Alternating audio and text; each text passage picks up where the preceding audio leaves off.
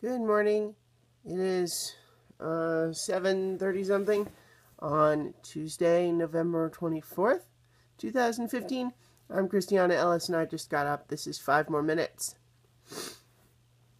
One of the things that is an adjustment for my body here in Colorado is that the air is very dry.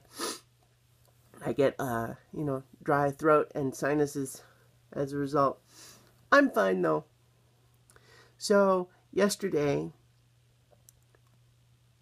I went and saw the movie SPECTRE, the latest James Bond movie. And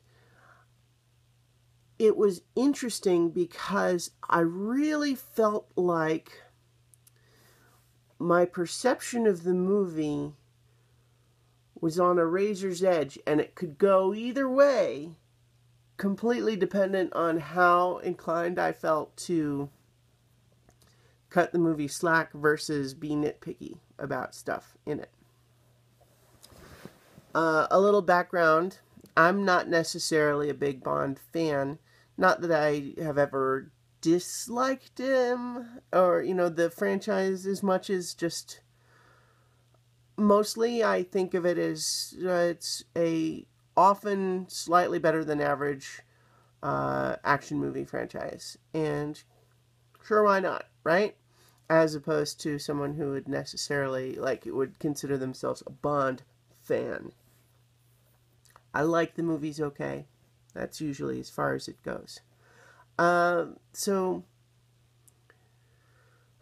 this one I feel like has a lot of fun stuff in it. I had a good time. But there's a whole lot of places, too, where they go for something that, is, like an iconic Bond thing. Like, for example, there's one bit where they're on a train and they're both dressed to the nines and eating in the dining car, and it's all very cool looking and, romantic to the extent that you can get that in a Bond movie. But the only hesitation is that the movie has no explanation whatsoever for where they got those fancy clothes, because they are on the run. They have no luggage. So why are they suddenly in a white tuxedo and this fancy slinky dress?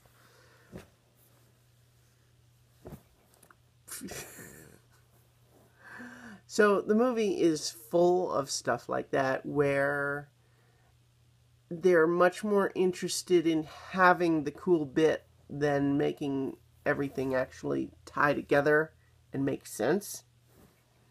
Now, so that's what I'm talking about when I say which side do I lean on? Do I lean on, oh, well, it's a Bond movie. It's a mistake to try to expect it to be, this tight, intricately woven plot with no loose ends, or that everything has to make perfect sense. Like, why would you expect that from a Bond movie? That's just setting yourself up to dislike it, because that's not what Bond movies are. Bond movies are all about the thrill of the style of it and all of that stuff. So it's,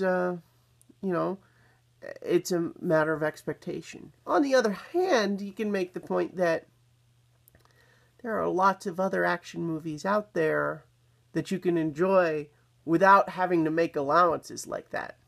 So, at what point do you stop saying, well, we'll cut the movie some slack because it's a Bond movie? Like, why does Bond movies earn that extra layer of suspension of disbelief beyond what another movie would get? And I don't know, I could see it going both ways. Like, I had a fun enough time, but there is a lot of stuff in it that is just like, I don't know about that. Okay. Yeah, I know the whole point is that this bad guy seems like he's everywhere, and it's like he's supposed to establish him as a threat, but the movie basically just gives him magic superpowers.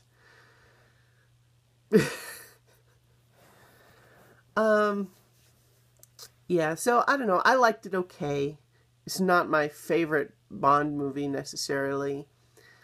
But it does go a long way for me to explain why a lot of my friends seem to either love it or hate it, because it's just a matter of what are your expectations.